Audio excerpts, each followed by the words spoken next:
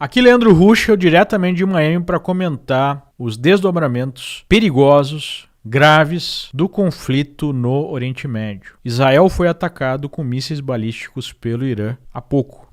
Já era noite no país quando 180 mísseis foram lançados contra Israel, segundo a Casa Branca. A metade desses mísseis foram interceptados por forças americanas e pelo sistema antiaéreo de Israel. O que está por trás desse ataque? O que nós podemos esperar daqui para frente?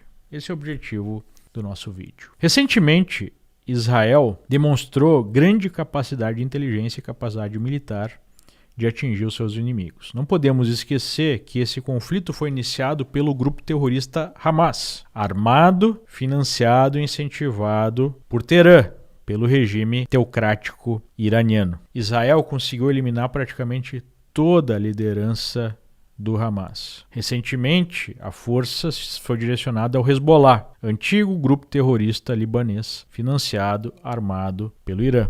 Israel conseguiu eliminar os 3 escalões principais do Hezbollah, inclusive o seu líder histórico, foi neutralizado na semana passada. Tudo isso foi humilhante para o Irã e precisava dar uma demonstração de força, de capacidade de atingir Israel, e parece que esse foi o objetivo do ataque de hoje. Felizmente, não há relatos de mortos ou feridos, e parece que a maior parte desses mísseis que ultrapassaram as defesas israelenses e americanas acabaram explodindo em zonas não povoadas, o que sugere que o objetivo de Irã era produzir essa sinalização, mas não criar grandes danos. Por quê? Porque se os danos fossem maiores, isso iria justificar um ataque em massa, uma retaliação em massa de Israel contra o Irã, que parece não ser o objetivo de Teherã no momento. Por sua vez, Israel tem deixado mais claro que o seu principal objetivo seria derrubar o regime iraniano, um regime brutal que oprime o seu próprio povo. E pela capacidade israelense de eliminar de maneira cirúrgica as lideranças de outros grupos, os iranianos estão com as barbas de molho. Só que, claramente, esse jogo de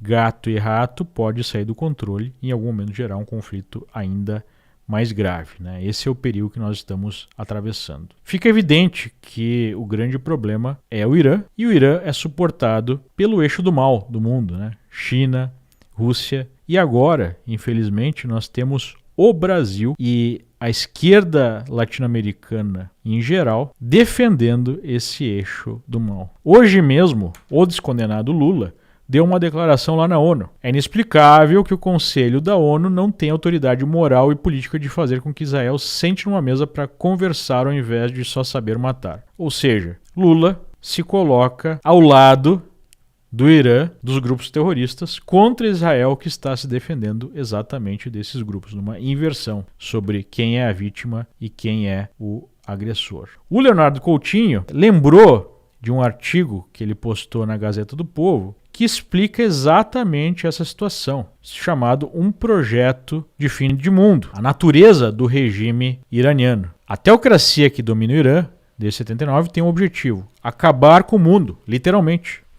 Enquanto isso não é possível, redesenhá-lo segundo seus desígnios é o que tentam os ayatolás. São desejos megalomaníacos que têm como fundamento o radicalismo religioso, que se apega às profecias escatológicas, e ao sectarismo político, que faz parte da fundação do regime iraniano. E ele relata aqui como, desde o Ayatollah Khomeini, da Revolução, o Irã tenta retomar a construção de uma usina nuclear e conseguiu, com a ajuda de quem? De Hugo Chávez. E aí a gente vê essa aliança entre a esquerda latina e entre o regime iraniano já presente há muito tempo. Não por acaso, a Revolução Iraniana e a queda do Irã, que era pró-ocidental, aconteceu enquanto estava na Casa Branca o Jimmy Carter, um presidente democrata de esquerda, fraco, uma política externa desastrosa. E agora nós temos na Casa Branca quem? Joe Biden, democrata, em estado de demência senil, que deixou o mundo entrar em parafuso. Lembra o Guga Chakra? Quase todos os analistas de esquerda, os militantes de redação, falaram: não, Trump é ameaça ao mundo, os democratas vão restabelecer uma normalidade. Que normalidade é essa em que a gente tem a Rússia invadindo a Ucrânia, Israel sendo atacado e agora a China cada vez falando mais grosso em relação a Taiwan. E nós temos uma integrante desse desastre a Kamala Harris querendo chegar à presidência e manter a presidência com os democratas.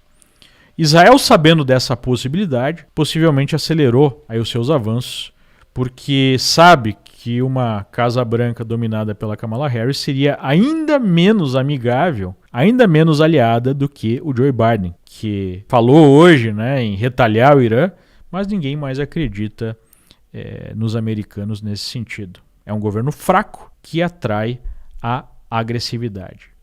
Mas como é que o Hugo Chávez ajudou o Irã a ficar mais perto da bomba, né, que seria um desastre para o mundo? Está aqui na matéria do Coutinho. O Irã está muito perto de apresentar ao mundo a sua bomba e conseguiu isso em tempo recorde, considerando os contratempos da sua história nuclear. Nos anos 70, o país iniciou a construção da sua primeira usina nuclear. Em 79, as obras foram paralisadas em consequência do golpe de Estado liderado pelo Ayatollah Khomeini. Nos anos seguintes, entre 80 e 89, as instalações foram alvo de inúmeros ataques no transcorrer da guerra com o Iraque. Firmada a paz com os vizinhos, os iranianos voltaram a investir no sonho de ter uma fonte de energia nuclear. Em 92, os iranianos entregaram a missão para a Rússia.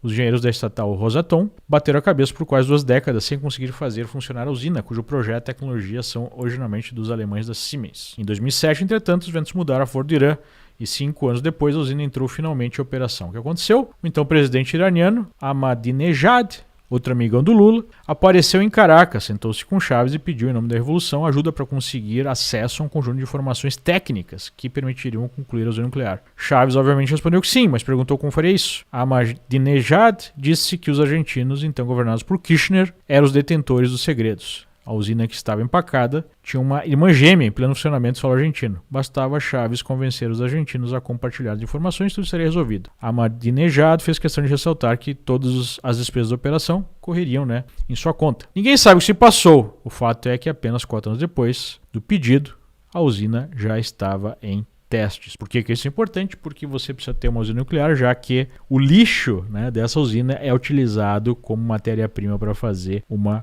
bomba. Então vejam como a esquerda latina, incluindo aí a esquerda brasileira, faz parte de um consórcio que alimentou esse eixo do mal e que pode produzir, literalmente, o fim do mundo. Mas o que deve acontecer até agora? Por enquanto, o mercado não está levando muita fé numa resposta avassaladora de Israel. Aí nós temos o gráfico do petróleo, que está subindo aí 3,6% no dia, já que o Irã é um dos grandes produtores mundiais e toda a região, é chave para a produção do petróleo. Mas não foi uma alta explosiva como se houvesse a iminência de um ataque que destruísse a infraestrutura iraniana ou pudesse levar a um conflito ainda maior.